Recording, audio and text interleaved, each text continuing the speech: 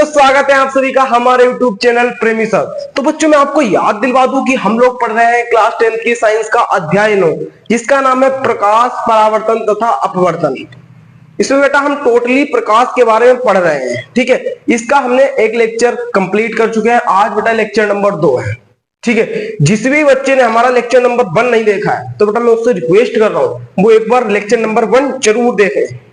एक बार वो lecture number 1 जरूर देख लें बेटा, उसकी लिंक डिस्क्रिप्शन में। यदि आपने फर्स्ट लेक्चर नहीं देखा है तो बेटा मैं आपसे रिक्वेस्ट कर रहा हूं जरूर देख लें।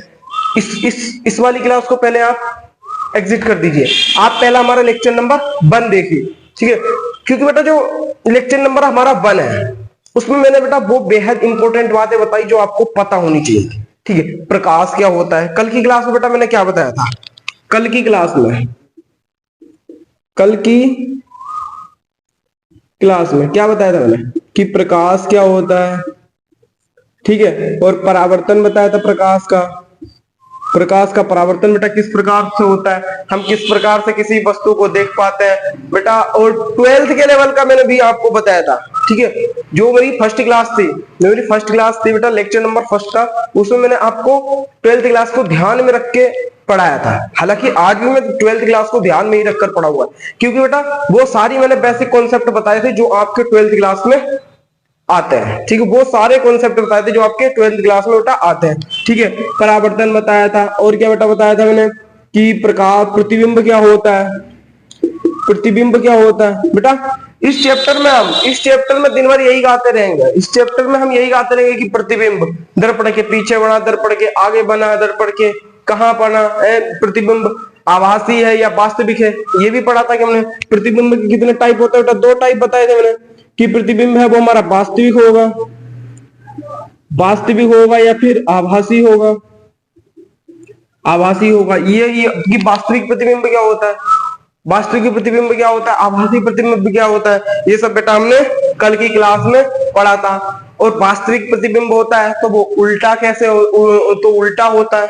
वास्तविक प्रतिबिंब कैसा होता है, उल्टा होता है। और जो आभासी प्रतिबिंब होता है वो सीधा होता है। ये भी और ट्रिक भी बताई थी मैंने। बच्चों को इन दोनों में बहुत कंफ्यूजन होती है, बहुत कंफ्यूजन होती है कि आभासी सीधा होता है या वास्तविक सीधा होता है। इस चीज में बच्चों को बहुत कंफ्यूजन होती है, तो इसके लिए मैंने एक ट्रिक बताई थी। यदि आपको वो ट्रिक देखनी है तो आप हमारा फर्स्ट लेक्चर देखिए। फर्स्ट लेक्चर देखना है तो आप हमारे डिस्क्रिप्शन में जाकर उस लिंक पर क्लिक करके देख सकते हैं। ठीक है, और बच्चों चैनल पर नए आए हैं तो प्लीज मैं रिक्वेस्ट कर रहा हूँ कि सब्सक्राइब कर ले, क्योंकि बच्चों हम आपके लिए लॉजिकली तरीके से पढ़ा रहे हैं, इतनी मेहनत कर रहे हैं तो एक लाइक बनता है। और चैनल पर अगर नए आए हो तो सब्सक्राइब जरूर कर दें। ठीक है, और बच्चों यदि आपको पीडीएफ नोट्स चाहिए, ठीक है, अब बात आती है कि पीडीएफ नोट्स कहाँ मिलेंगे। यदि आपको पीडीएफ नोट्स चाहिए तो बेटा हमारा व्हाट्सएप नंबर लिख लेंगे सभी 7017730140। ठीक है, आप इस पर मुझे मैसेज करेंगे। इस पर बेटा कॉल कोई नहीं करेगा, सिर्फ मैसेज करेंगे प्लीज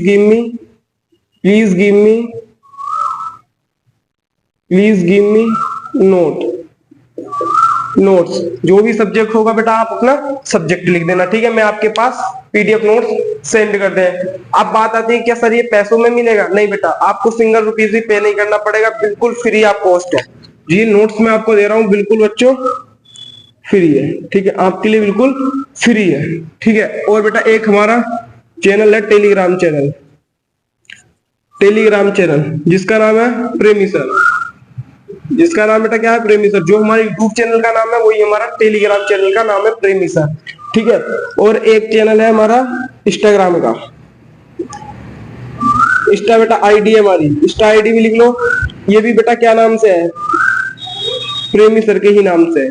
जो हमारी इंस्टा आईडी है वो भी बेटा प्रेमी सर के नाम से है। ठीक है, इस तरह प्रेमी है, फिर नीचे डेस है और सर है। ठीक है, आप मुझे इन चैनल पर भी फॉलो कर सकते हैं। ठीक है, जो भी हाईलाइटेड क्लिप्स होते हैं वो सब मैं इन चैनल्स पर डाल देता हूं। ठीक है, यदि आपको नोट्स चाहिए तो बेटा प्लीज मेरे व्हाट्सएप नंबर पर आप मैसेज करिए प्लीज गिव मी नोट्स, तो आपके पास सारे पीडीएफ फॉर्म में बेटा नोट्स आ जाएगा। ठीक है, चलो बच्चों आज की क्लास को हम शुरू करते हैं। आज हम पढ़ने वाले हैं दर्पण। क्या पढ़ेंगे, दर्पण बेटा जिसको आप सुबह शाम देखते हैं, शीशा, आम भाषा देसी भाषा में शीशा, शीशा देखते हैं बेटा, है शीशा देखते हैं, दिन में 4-4 शीशा देखते हैं, देखते हैं दिन में 4-4 बार शीशा देखते हैं सब बच्चे। आजकल के बच्चे उठेंगे, मम्मी शीशा कहाँ, ये देखेंगे, अरे वाह, अरे बाल की सेटिंग खराब हो गई है, ये इस तरह सब देखते हैं। और लड़की सब लोग ये पिंपल निकल आया, ये सब लड़की लोग देखते हैं। क्या है बेटा? दर्पण। ये क्या बोलते हैं इसको? मिरर। अब बेटा बात आती, मिरर क्या होता है? मिरर क्या होता है?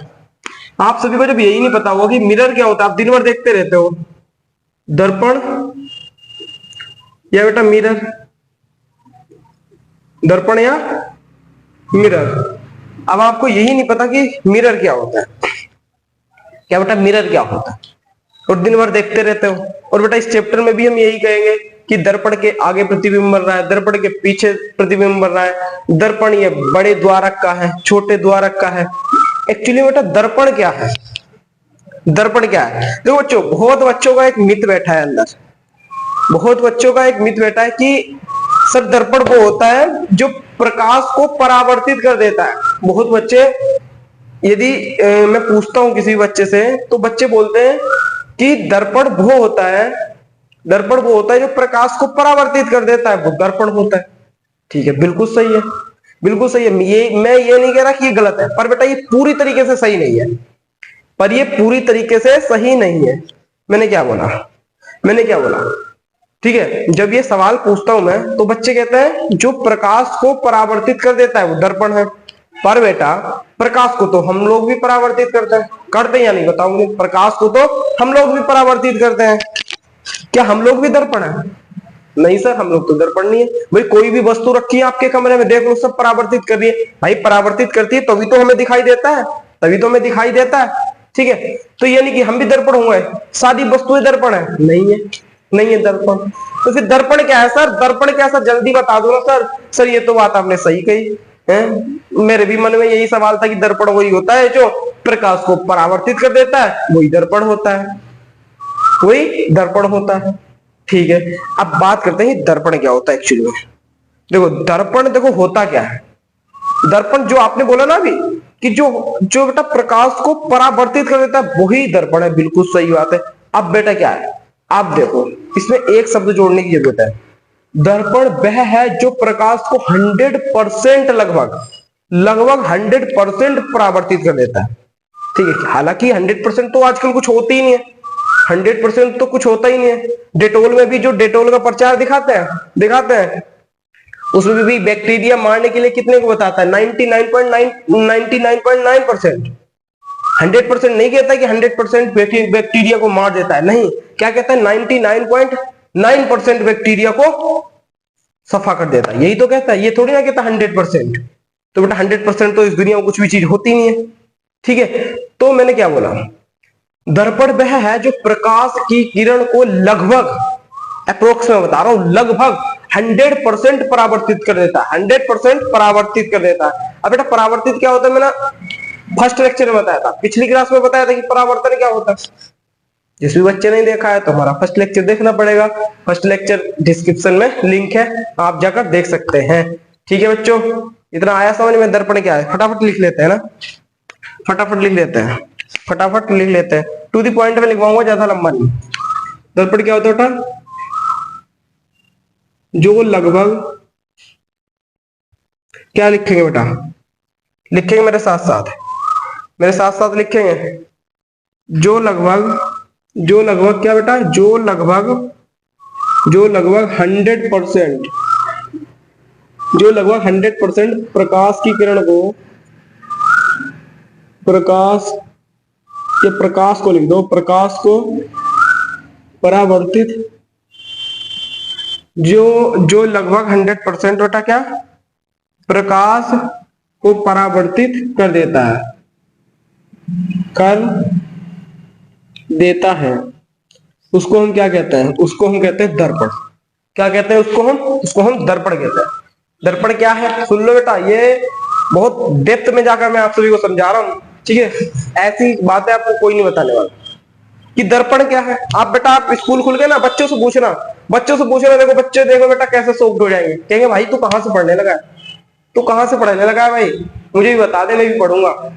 ठीक है, और इस वीडियो को यार ज्यादा से ज्यादा शेयर करो, जिससे कि आपके दोस्त भी इस चीज को देख पाए। ठीक है, जो आपका स्कूल का ग्रुप होता है, जो आपका दोस्तों का ग्रुप होता है, जो आपका ट्यूशंस का ग्रुप होता है, आप उनसे वीडियो को शेयर कर दीजिए, जिससे कि सभी बच्चे ये वीडियो देख पाए। फिर आपस में डिस्कस करो, आपस में डिस्कस करो, बहुत मजा आता है बेटा इस चीज करने में।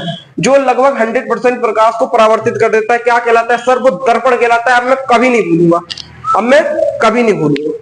ठीक है, अब मैं कभी नहीं भूलूंगा। अच्छा ठीक है, इतना हमें पता चल गया दर्पण क्या होता है। अब बेटा दर्पण भी दो प्रकार के होते हैं। कितने प्रकार के होते हैं दर्पण? दर्पण दो प्रकार के होते हैं। एक होता है बेटा समतल दर्पण। क्या होता है? एक होता है समतल दर्पण, समतल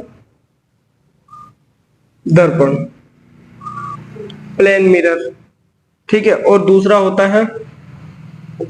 है गोलीय मिरर, गोली दर्पण, स्फेरिकल मिरर। क्या होता है बेटा? Spherical mirror. मैंने क्या बोला? मैंने बोला जो बेटा दर्पण होते हैं दो प्रकार के होते हैं, एक समतल दर्पण, एक होता है गोलीय दर्पण। अच्छा, समतल से पता चल रहा है ना, समतल कोई भी जगह क्या होती है, जब कोई भी जगह बराबर होती है उसको हम क्या कहते हैं? समतल कहते हैं। क्या कहते हैं? समतल कहते हैं। जो बेटा आप अपने घर में शीशा देखते हैं, मुंह बना बना के शीशा देखते हैं, सुबह उठ के जो शीशा देखते हैं वो क्या है? वो एक्चुअली में समतल दर्पण। क्या है? समतल दर्पण है। किस प्रकार का होता है समतल दर्पण? इस तरह का, इस तरह होता है ना। और पीछे बेटा पॉलिश होती है। पीछे क्या होती है? पीछे आपकी पॉलिश होती है, पीछे पीछे पॉलिश होती है, और ऊपर जो होता है ये बेटा चिकना भाग होता है ऊपर का। कैसा होता है बच्चों? ऊपर का बेटा चिकना भाग होता है। ठीक है, ये तो है समतल दर्पण। और आज हम पूरी डिटेल स्टडी करने वाले हैं समतल दर्पण के बारे में, पूरी की। समतल दर्पण से बेटा प्रतिबिंब कैसा बनता है, कैसे बनता है बेटा, इसमें बहुत इंपॉर्टेंट बातें बताने वाला हूँ। एक्चुअली में बच्चे पता क्या सोचते हैं?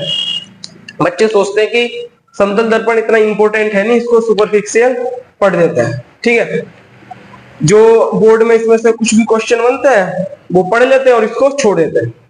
पर बेटा ऐसा नहीं करना है। ये समतल दर्पण है, ये बेटा बहुत इंपॉर्टेंट है। आगे आप 12th क्लास में जाएंगे तब भी ये समतल दर्पण आपके सामने आएगा, आपको परेशान करेगा। इससे अच्छा है कि आप यहीं पे इसको अच्छे से पढ़ ले, जिससे कि आपको आगे दिक्कत ना हो। जो बेटा कॉम्पिटेटिव एग्जाम में भी समतल दर्पण से बहुत सारे क्वेश्चन बनते हैं, बहुत सारे क्वेश्चन बनते हैं। तो समतल दर्पण को बिल्कुल भी नेग्लेक्ट मत करना, समतल दर्पण को अच्छे से पढ़ना है। ठीक है, समतल दर्पण इस तरह का होता है, मैंने बता दिया। अब प्रतिबिंब कैसे बनता है बताऊंगा। आज की क्लास में पूरा हम समतल दर्पण के बारे में डिटेल स्टडी करने वाले हैं। इतना आ गया समझ में? ठीक है, अब देखते हैं गोली दर्पण। गोली दर्पण क्या होता है? तो देखो बेटा, गोली दर्पण इस शब्द से समझ में आ रहा है, गोला होगा, कोई गोला होगा, कांच का गोला मान लो बेटा, ये कांच का गोला मान लो। ये कोई बेटा कांच का ऐसा गोल गोल है, कांच का गोल गोल है ये। ठीक है, इतना आ गया समझ में? इतना आ गया समझ में? कांच का है ये, अंदर से खोखला है, कांच का ये अंदर से खोखला है। अब देखो क्या करते हैं, यदि मैं इसको बेटा इधर से काट दूं, ठीक है, एक इधर से काट दूं। मैंने क्या बोला? यदि मैं एक इसी गोले को इधर से काट दूं और इस गोले को मैं इधर से काट दूं, तो फिर क्या होगा? देखो क्या होगा, ये हो गया। ठीक है, अब क्या करता हूं, मैंने इसके बाहरी तरफ मैंने इसको पॉलिश कर दिया, इसको मैंने काटा इसकी बाहरी और मैंने इसको पॉलिश कर दिया। ठीक है, और मैंने इसको काटा इसके बेटा आंतरिक ओर से मैंने क्या कर दिया? पॉलिश कर दिया। इसकी बेटा मैंने आंतरिक सतह पे पॉलिश कर दिया, इसको मैंने बाहरी सतह से पॉलिश कर दिया। ठीक है, और जो बेटा अब जो निकल के आया किस तरह से आया? इस तरह से आया निकल के, इस तरह से आया निकल के। सपोज दैट इस तरह से आया बेटा। जो इधर वाली जो इसकी है त्वचा, इस तरह जो बेटा गुफा की तरह आ रही है, जो बेटा गुफा की तरह ये बन रहा है, ये तो चिकनी सतह है। और इधर जो ब्लैक ब्लैक दिख रहा है ये क्या है बेटा? पॉलिश है। ये क्या? पॉलिश है। जो बेटा इस प्रकार का दर्पण होता है ना, जो इस प्रकार का दर्पण होता है, इसको बोलते हैं बेटा अवतल दर्पण। अवतल दर्पण क्या बोलते हैं मेरे बच्चों? क्या बोलते हैं मेरे बच्चों? अवतल दर्पण कहते हैं। ठीक है, और जो इस तरह से है, इस तरह बिल्कुल कर लो, इस तरह इस तरह से जो ये उभरा हुआ भाग ये चिकना सा है, उभरा हुआ भाग जो ये चमकीला है, और जो काला भाग है वो इस तरह से झुका हुआ है। ठीक है, इस तरह से बेटा झुका हुआ, इसको हम बोलते हैं उत्तल दर्पण। क्या बोलते हैं इसको हम? इसको बोलते हैं उत्तल दर्पण, उत्तल दर्पण। ठीक है, जो गोलीय दर्पण है जिसमें बेटा हम अवतल और उत्तल दर्पण, ये बेटा कल की क्लास में पूरी डिटेल स्टडी करने वाले हैं। ठीक है, मैंने क्या बोला, ये है उत्तल दर्पण और ये है अवतल दर्पण। ठीक है, ये है हमारा उत्तल दर्पण, ये है अवतल दर्पण। इतना आ गया समझ में? अब इंग्लिश में भी इसके नाम जान लो। जो बेटा ये अवतल दर्पण होता है इसको बोलते हैं कॉनकेव, कॉनकेव मिरर। अब बेटा इसमें भी कंफ्यूजन होता है, इसको बोलते हैं कॉन्वेक्स, कॉन्वेक्स मिरर। अब देखो कंफ्यूजन क्या होता है, देखो बेटा कंफ्यूजन क्या होता है कि किसको कॉनकेव मिरर कहते हैं, किसको कॉन्वेक्स मिरर कहते हैं। बच्चे भूल जाते हैं इसको कॉनकेव क्या होता है, कॉन्वेक्स क्या होता है। तो सुन लो, इसके लिए भी ट्रिक बना रखा है मैंने, इसके लिए भी ट्रिक बना रखा है बेटा। हर चीज को मैं ट्रिक के साथ फॉलो करवाने की कोशिश करता हूँ। ठीक है, मैं हर चीज को ट्रिक के साथ आपके सामने प्रोवाइड करने की कोशिश करता हूँ। देखो क्या बेटा, कॉनकेव, ये क्या लिखा है, कॉनकेव, कॉनकेव। केव मतलब क्या होता है, गुफा। केव मतलब क्या होता है, गुफा। और इस तरह करो, इस तरह करो, जो अवतल दर्पण होता है, जो बेटा कॉनकेव मिरर होता है, उसमें देखो इस तरह की बेटा गुफा बन रही है, इस तरह की गुफा बन रही है। देखो बेटा इस तरह की गुफा बन रही है, देखो इस तरह की गुफा बन रही है, देखो बन रही है गुफा। तो ये बेटा कौन सा मिरर हो गया, कॉनकेव। कॉनकेव क्यों है, क्योंकि सर केव मीन्स होता है गुफा, और इस वाले दर्पण में गुफा बन रही है, तो ये क्या है, ये कॉनकेव मिरर। कभी नहीं भूलोगे। और जब बेटा उभरा हुआ हो, जब क्या हो, जब उभरा हुआ हो, तो वो तो हमारा कॉन्वेक्स हो ही जाएगा। यदि बेटा एक के बारे में पता चल जाए तो दूसरा तो अपने आप पता चल जाएगा। इतना आ गया समझ में? आ गया, इसको नोट करो, इसको नोट करो। फिर अब हम पढ़ते हैं बेटा, अब हम पढ़ेंगे समतल दर्पण। क्या पढ़ेंगे हम? अब हम पढ़ने वाले हैं समतल दर्पण। समतल दर्पण से प्रतिबिंब बनना, समतल दर्पण से प्रतिबिंब बनना। चलो बेटा, बहुत इंपॉर्टेंट है ना। आप पढ़ने वाले हैं समतल दर्पण से प्रतिबिंब बनना। प्रतिबिंब कैसे बनता है, समतल दर्पण से प्रतिबिंब कैसे करना। जो बेटा मैं स्ट्रक्चर बनाने जा रहा हूँ, जो भी रे डायग्राम बनाने जा रहा हूँ, मेरे साथ साथ बनाना, क्योंकि ऑप्टिक्स में, इसको ऑप्टिक्स भी कहते हैं, मैंने बोला था 12th क्लास में इसको ऑप्टिक्स बोले। जो भी बेटा ये लाइट का चैप्टर होता है, इसमें मोस्ट इंपोर्टेंट होता है रे डायग्राम, मोस्ट इंपोर्टेंट। बेटा इसकी इंपोर्टेंस ना आपको 12th क्लास में पता चलेगी। पूरी 12th क्लास की पूरे लाइट वाले चैप्टर में डायग्राम डायग्राम डायग्राम, हर टॉपिक में डायग्राम है, रे डायग्राम है। तो बेटा रे डायग्राम आना बहुत जरूरी है। तो बेटा अभी से आप इसकी प्रैक्टिस करेंगे ना, तो 12th में आप अच्छा काम कर जाएंगे, 12th में आप अच्छा करेंगे। ठीक है, चलो अब देखो कैसे बनाते हैं इसको, मेरे साथ साथ बनाना, मेरे साथ साथ बनाएंगे सभी बच्चे। देखो बेटा, अरे गलत हो गया, तिरछी लाइन क्यों हो रही है बेटा? आप लोग स्केल से खींचेंगे ना, ठीक है। देखो ये बेटा हमारे पास मिरर है। क्या है, मिरर है, जो आप बेटा घर पर देखते हैं, जो आप घर पर देखते हैं वही हमारा क्या है, ये हमारा मिरर है। खींच जा, ये आप ठीक कीजिए, देखना, ठीक है ना। मेरे पास बेटा थोड़ी तिरछी हो सकती है, मैं स्केल से नहीं खींच रहा हूं, पर आपको स्केल से खींचना है। ठीक है, इतना देख लिया आपने। अब इसकी एक तरफ मैं पॉलिश भी कर देता हूँ। क्या कर देता हूँ बेटा? पॉलिश भी कर देता हूँ एक तरफ। एक तरफ पॉलिश होती है ना, जो आप डेली शीशा देखते हैं, इसमें अपना मुंह देखते हैं, होती है ना। ठीक है, मैंने बेटा इसकी एक तरफ पॉलिश कर दी। ठीक है, मेरे साथ साथ डायग्राम बनाएंगे। अब देखो कि ये बेटा यहाँ पर रखा है, इसको रखने की भी जमीन बना दो इसकी। ठीक है, इस तरह रखा है, इस तरह खड़ा शीशा रखा है। ठीक है, अब देखो क्या होता है, यहाँ पर बेटा कोई ऑब्जेक्ट रखा है, यहाँ पर कोई ऑब्जेक्ट रखा है। ऑब्जेक्ट मतलब, ऑब्जेक्ट मतलब वस्तु रखी है यहाँ पर कोई। क्या है हमारी ये बेटा वस्तु रखी है कोई। ठीक है, वस्तु रखी है। अब क्या करता है, वस्तु रखती है। अब देखो, अब हम इसका रेड बनाएंगे, इसका क्या बनाएंगे, रे, किरण निकालेंगे इसके बेटा शीर्ष से, इसके शीर्ष से हम किरण निकालते हैं। ठीक है, अब बेटा आप पूछोगे सर इसमें दो किरणें क्यों बनाई, दो किरणें क्यों बनाई? तो बेटा प्रतिबिंब बनाने के लिए हमें कितनी किरण चाहिए, प्रतिबिंब बनाने के लिए हमें कितनी किरणें चाहिए? फर्स्ट लेक्चर में मैंने प्रतिबिंब के बारे में बहुत अच्छा बताया था। प्रतिबिंब बनाने के लिए बेटा दो या दो से अधिक हमें किरणें चाहिए। क्यों चाहिए? क्योंकि जब तक वो काटेंगी नहीं या काटती हुई प्रतीत नहीं होंगी तो बेटा हमें प्रतिबिंब नहीं प्राप्त होगा। ठीक है, यदि आपको इसके बारे में डेप्थ नॉलेज चाहिए तो आप हमारा फर्स्ट लेक्चर देख लीजिए, उसमें मैंने सारे बेसिक कॉन्सेप्ट बताए। ठीक है, अब देखो क्या होने वाला है, ये हमारी किरणें क्या हुई बेटा, इस तरह इंसिडेंट हुई, इस तरह बेटा आपतित हुई, इस तरह आपतित हुई। अब क्या होंगी, ये बेटा परावर्तित होंगी। अब क्या होंगी, ये परावर्तित होंगी। क्या होंगी बेटा, ये अब परावर्तित होंगी, अब परावर्तित होंगी, ये भाई परावर्तित हो गई। ठीक है, इस तरह रे डालो, इस तरह परावर्तित हुई। अच्छा, मैंने क्या बोला, प्रतिबिंब बनाने के लिए हमें किरणों को कटवाना होगा, पर यहाँ तो बेटा किरणें काट नहीं रही है, यहाँ तो किरणें काट नहीं रही हैं, यहाँ तो फैलती जा रही हैं, फैलती जा रही। तो अब क्या करेंगे, इसको हम आगे बढ़ाएंगे।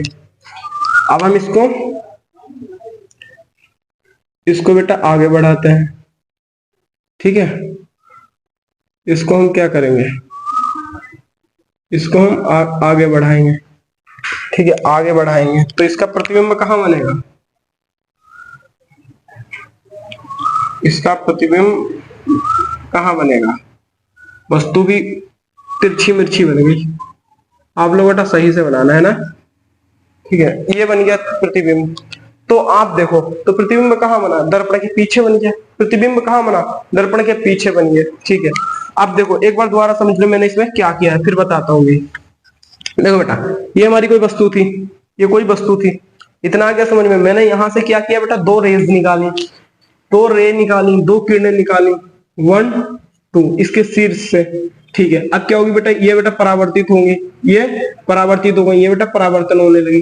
ठीक है, परावर्तित होने लगी। अब यहाँ जो ये किरणें, ये तो फैलती जा रही है, किरणें फैलती जा रही है, तो मिलने वाली नहीं है कहीं। तो हमने क्या किया, हमने सोचा कि हम ये ना करें कि इस किरणों को आगे बढ़ाएं। जब बेटा किरणों को आगे बढ़ाया तो ये एक जगह कट गई, ये एक जगह कट गई। जहां पर ये काटी बेटा, वहां पर क्या हमें प्राप्त हुआ, वहां पर हमें प्रतिबिंब प्राप्त हुआ। इतना आया समझ में, वहां से हमें प्रतिबिंब प्राप्त हुआ। ठीक है, अब इसका नाम नेमिंग भी कर देते हैं। मान लो ये कोई वस्तु ए बी थी, ये कोई वस्तु ए बी थी। ठीक है, जब इसकी रे पड़ी मिरर पर, अब ये परावर्तित हो गई, पर ये फैलती जा रही है, तो हमने इसको आगे बढ़ाया तो हमें प्रतिबिंब प्राप्त हुआ ए डैश बी डैश। प्रतिबिंब में क्या प्राप्त हुआ, ए डैश और बी डैश। इतना आ गया समझ में, आ गया समझ में। आप देखो बेटा इस मिरर के बारे में और इंपॉर्टेंट बात है। देखो, यदि बेटा, यदि कोई वस्तु, मैंने क्या बोला, यदि कोई वस्तु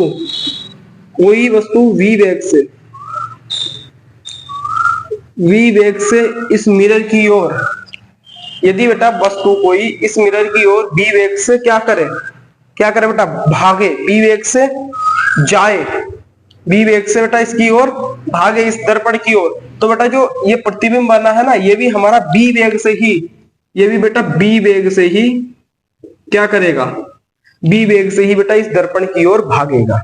कहने का तात्पर्य यह है कि बेटा जो जैसे कि बेटा ये मिरर है, ये मिरर है, ये इसका चिकना सतह है। अब ये है, ये मार्कर, मैं इसकी ओर ऐसे ला रहा हूं, मैं इसकी ओर ऐसे ला रहा हूं। जितनी तेज मैं इस तरह लाऊंगा ना, जितनी तेज मैं इसकी ओर, मिरर की ओर ये कोई ये मैं वस्तु ला रहा हूं, ये मैं मार्कर ला रहा हूं, उतनी ही तेज जो इसके अंदर बेटा, जो इसके पीछे इसका इमेज बनेगा ना, वो भी मिरर की ओर आएगा उतनी ही तेज। जितनी तेज मैं इस तरह इस मार्कर को लाऊंगा, उतनी ही तेज जो इसके अंदर इमेज बना है वो भी बेटा इस मिरर की तेज उतनी ही तेज आएगा। कहने का मतलब यह है।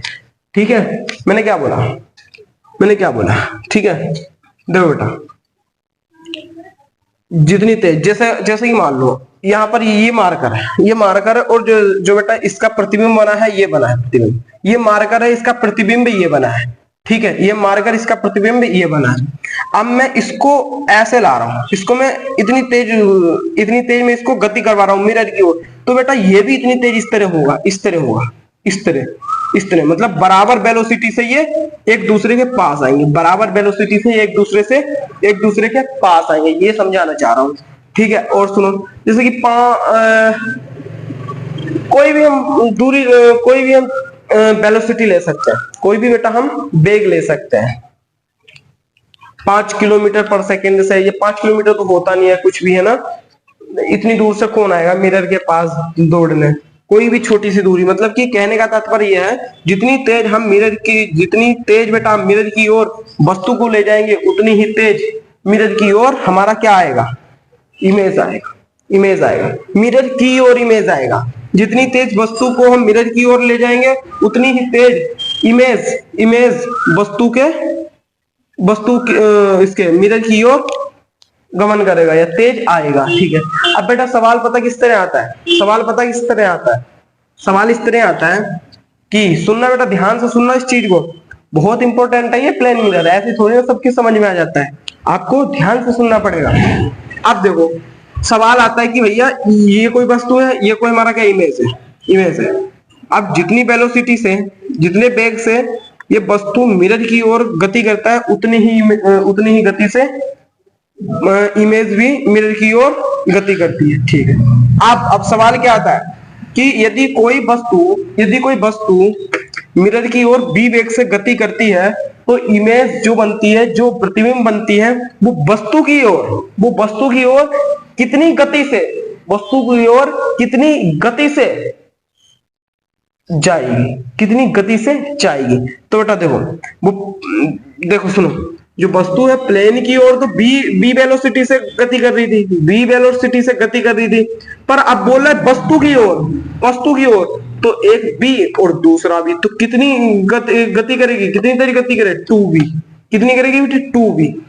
अगर बेटा मिरर की ओर बोले, यदि बेटा मिरर की ओर बोले तो आपको बी लिखना है, तो समान गति करेगी। यदि बेटा वो ऑब्जेक्ट की ओर बोले तो बेटा 2b हो जाएगी, उसके दुगना करेगी, उसके दुगना इमेज दौड़ती है वस्तु की ओर। इतना आ गया समझ में? ठीक है।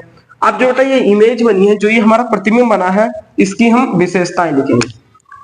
क्या लिखेंगे? इसकी हम विशेषताएं लिखेंगे प्रतिबिंब की विशेषताएं, प्रतिबिंब की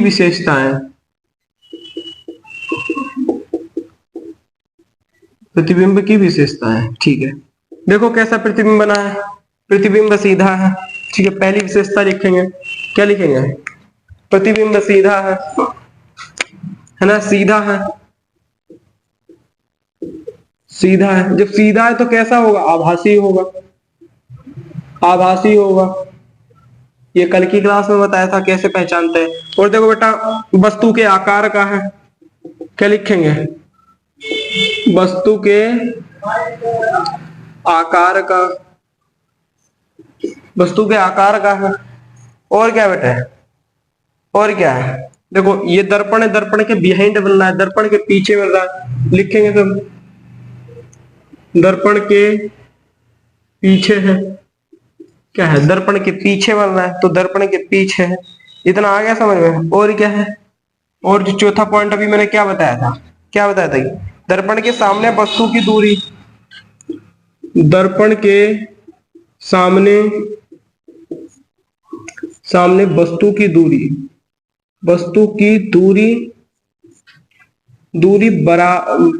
दूरी बराबर होती है। दर्पण के सामने वस्तु की दूरी बराबर होती है प्रतिबिंब की दूरी, है ना, बराबर है प्रतिबिंब की दूरी।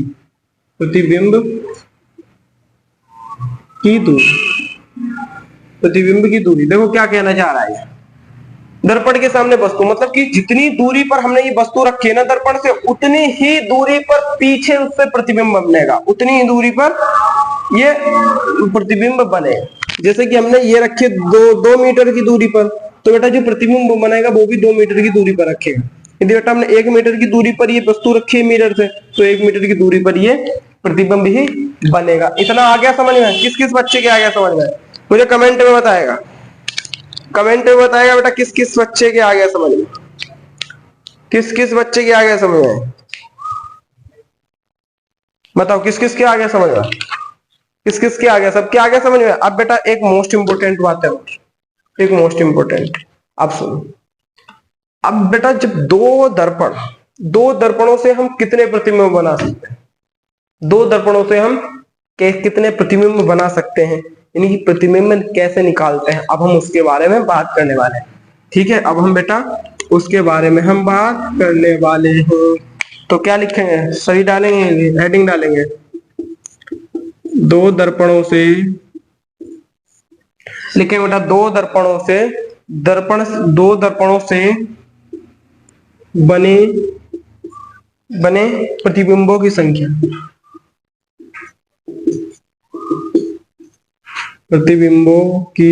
संख्या, कैसे ज्ञात करता है, ठीक है, दो दर्पणों से बने प्रतिबिंबों की संख्या। ठीक है, सपोज दैट बेटा देखो, एक मिरर ये है, ठीक है, एक मिरर ये है, क्या मैंने बोला, एक मिरर ये है।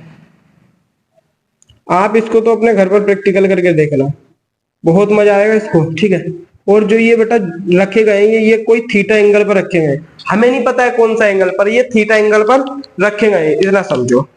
दो मिरर है इस तरह, एक जो आप शीशा में जो मुंह देखते हैं, जो दो शीशे इस तरह, इसको हमने इस तरह से रख दिया, इसको बेटा इस तरह से रख दिया, और जो इनके बीच का एंगल है वो थीटा है, इनके बीच का एंगल थीटा है। अब बेटा इसके बीच में मैं एक ऑब्जेक्ट रख रहा हूं, इसके बीच में क्या कर रहा हूं, मैं एक ऑब्जेक्ट रख रहा हूं, इसके बीच में मैं क्या रख रहा हूं, एक ऑब्जेक्ट रख रहा हूं, ए और बी, ए बी इसके बीच में मैंने कोई ऑब्जेक्ट रख दिया। अब मैं आपसे पूछ रहा हूं कि इसके प्रतिबिंब कितने बने, क्या बता दोगे, क्या कह रहे हो सर, हमें तो रख के देखना पड़ेगा, तो सुनो, इसका बेटा फॉर्मूला है, क्या फॉर्मूला है, एन बराबर जो प्रतिबिंब की संख्या को एन से दर्शाते हैं, इसका फॉर्मूला होता है 360 बटे थीटा, 360 बटे थीटा। और इतना आ गया समझ, पहले ये बताऊंगा, 360 बटे थीटा, 360 बटे थीटा। ठीक है, जो थीटा है, जो ये वाला है थीटा, मतलब कि थीटा का मान हमें दिया होगा, ये हम कितने भी एंगल पर रखें, 90 डिग्री के एंगल पे जाए रख के देख ले हम, चाहे बेटा जैसे कि 90 डिग्री के एंगल पर रखा हमने शीशा, दो शीशे रखे हैं ना, दो शीशे, एक शीशा इस तरह रखा, एक शीशा इस तरह रखा, तो बेटा ये हमने कैसे रखा, 90 डिग्री के एंगल पे रखा, क्या रखा हमने, 90 डिग्री के एंगल पे रखा। तो अब देख लो, अब थीटा की वैल्यू यहाँ पर कितनी है, 90 है, थीटा की वैल्यू यहाँ पर कितनी है, 90 है, तो 360 बटे 90, जीरो से जीरो गया, 9 चौक 36, 9 चौक 36, तो यहाँ पर कितने बनेंगे, यहाँ पर बनने कितने चाहिए बेटा, प्रतिबिंब 4 बनने चाहिए, पर बनेंगे नहीं 4, क्यों नहीं बनेंगे, अभी बताता हूँ, सुनो बेटा, एक इसमें शर्त है, यदि थीटा का कोई ऐसा मान हो जिसको इसको काट पीट कर विषम संख्या आ जाए, तो वह उतने ही प्रतिबिंब बनेंगे। मैंने क्या बोला, थीटा का कोई ऐसा मान हो या कोई ऐसा एंगल हो जिससे 360 को भाग देने पर कोई विषम संख्या आ जाए, तो उसके उतने ही बेटा क्या बनेंगे, प्रतिबिंब बनेंगे।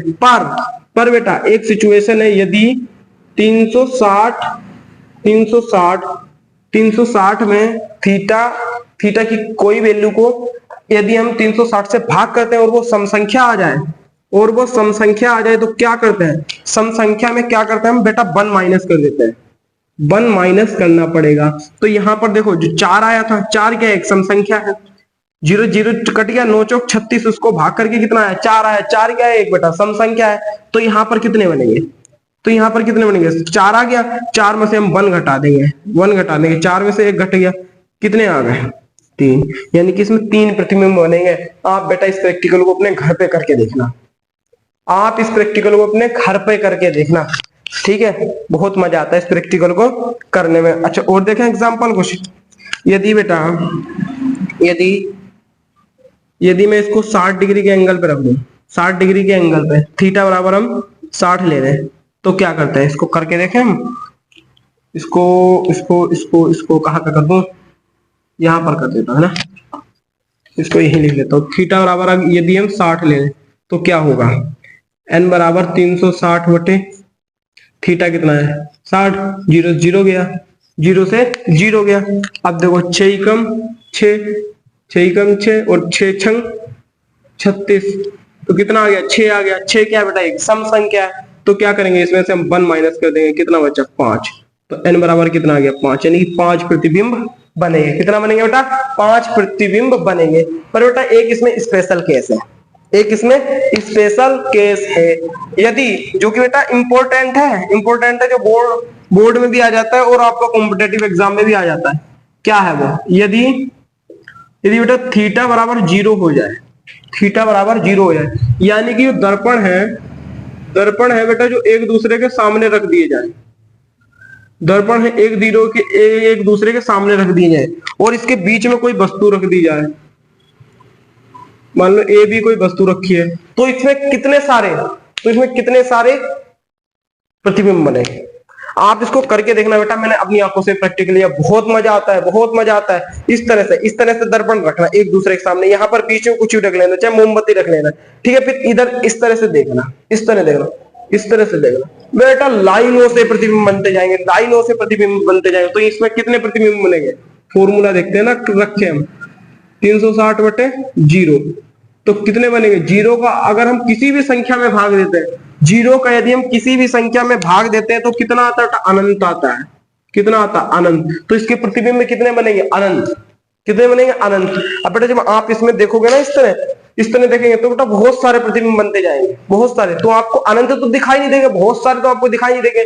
क्यों नहीं दिखाई देते, क्योंकि बेटा वो एक दूसरे को ओवरलैप होने लगते हैं, एक दूसरे को ढकने लगते हैं, इसलिए हमें ज्यादा नहीं दिखाई देते इतने, ठीक है। पर बहुत लंबी लाइन दिखाई देती है, आप देखना, मैंने देखा है, बहुत मजा आता है। ये बेटा प्रैक्टिकल फिजिक्स के करने वाले हैं, आप अपने घर में किया करो, ठीक है। जब आप इस तरह के प्रैक्टिकल करते हैं, अपने घर में चर्चा करते हैं, तो आपके जो बेटा मम्मी पापा होते हैं वो भी सोचता है कि हमारा बच्चा बेटा पढ़ाई की ओर सजग है, हमारा बच्चा पढ़ाई की ओर ध्यान दे रहा है, ठीक है। उनके अंदर भी बेटा खुशी आती है, खुशी का माहौल बनता है, इस तरह पढ़ाई का माहौल बनता है और बेटा आपका भी पढ़ने में मन लगता है। जब बेटा आपके घर में आपको मम्मी पापा, आपके भाई बहन आपको उत्साहित करते हैं, तो हाँ आपको भी अच्छा लगता है कि हाँ मैं पढ़ूंगा और पढ़ाई पर और ध्यान दूंगा।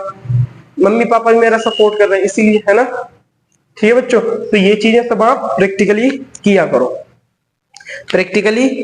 करो। इतना आ गया समझ में, किस किस के आ गया समझ में। तो बेटा आज की क्लास में बस हम यही पढ़ने वाले थे। ये बेटा आपको कंप्लीट मैंने आपको क्या करवा दिया, जो भी प्लेन मिरर था हमारा, समतल दर्पण था, उसके बेटा कंप्लीट हमने स्टडी करी है इसकी क्लास, आज की क्लास, ठीक है। आज की क्लास में बेटा हमने प्लेन मिरर, जिस भी बच्चे ने बेटा स्क्रीनशॉट नहीं लिया वो एक बार ले लो, मैं रिक्वेस्ट कर रहा हूं उनसे, एक बार बेटा स्क्रीनशॉट ले लो, ठीक है। मैं हट जाता हूँ बोर्ड से, और आशा है कि आप लोग सभी मेरे साथ तो नोट करते ही होंगे। ज्यादा से ज्यादा अच्छा बेटर है कि आप मेरे साथ नोट करिए, क्योंकि बेटा ये फिजिक्स जैसी चीज है, फिजिक्स एक मैथ है, ये तो बिल्कुल आप साथ साथ में करिए। यदि आप साथ साथ नहीं करेंगे तो आपको फायदा क्या है, मूवी की तरह आप इस क्लास को देख रहे हैं, फिल्म की तरह आप इस क्लास को देख रहे हैं, तो फायदा कुछ नहीं, ठीक है। आप बेटा ऑनलाइन क्लास को भी ऑफलाइन की तरह पढ़िए, ठीक है, ऑफलाइन की तरह पढ़िए। मैं पूछता हूँ कि बच्चों नोट हो गए क्या, बोलो यस सर बोलो, तो तभी तो पता चलेगा यार घर में हम पढ़ रहे हैं, भाई हम पढ़ रहे हैं, दिल से पढ़ रहे हैं, तो पता भी तो होना चाहिए किसी को। ये फिर बेटा यही सोचे कोई दूसरा कि ये तो फिल्म की तरह बस देखता रहता है क्लास को, सर ऐसे बोलते रहता है। तो हम आपके लिए इतनी मेहनत कर रहे हैं, तो आपको भी तो कुछ तो प्यार दिखाना चाहिए, ठीक है। और वीडियो को लाइक भी कर दिया करें, और चैनल पर पहली बार आए तो बच्चे इसको सब्सक्राइब भी कर लें, क्योंकि आपको पता है मैं किस तरह से पढ़ा रहा हूँ, आप सभी को पता है मैं किस तरह से पढ़ा रहा हूँ, जो मेरी क्लास को देख रहा है उसको पता है किस तरह मैं पढ़ा रहा हूँ। डीप कॉन्सेप्ट समझा रहा हूँ, ऊपर से नहीं, डीप कॉन्सेप्ट, जो आपके सवाल बनते हैं वो भी सारे बता रहा हूँ, ठीक है। और जिसकी आपको जानकारी होनी चाहिए, जो हमारे डेली लाइफ में यूजेस हैं फिजिक्स के, वो भी आपको बताता जा रहा हूँ, ठीक है। तो बच्चों आज की क्लास को हम समाप्त करते हैं। कल की क्लास में हम पढ़ेंगे गोलीय दर्पण। क्या पढ़ेंगे, गोलीय दर्पण, जो कि बेटा एग्जाम के लिए बहुत इंपॉर्टेंट है, हालांकि इंपॉर्टेंट ये भी है, इसको नेग्लेक्ट मत करना, ये भी इंपॉर्टेंट है, ठीक है। पर फिर भी गोलीय दर्पण को हम कल की क्लास में करते हैं। जब तक के लिए बेटा आप पढ़ते रहिए, खूब पढ़िए। जय हिंद, जय भारत।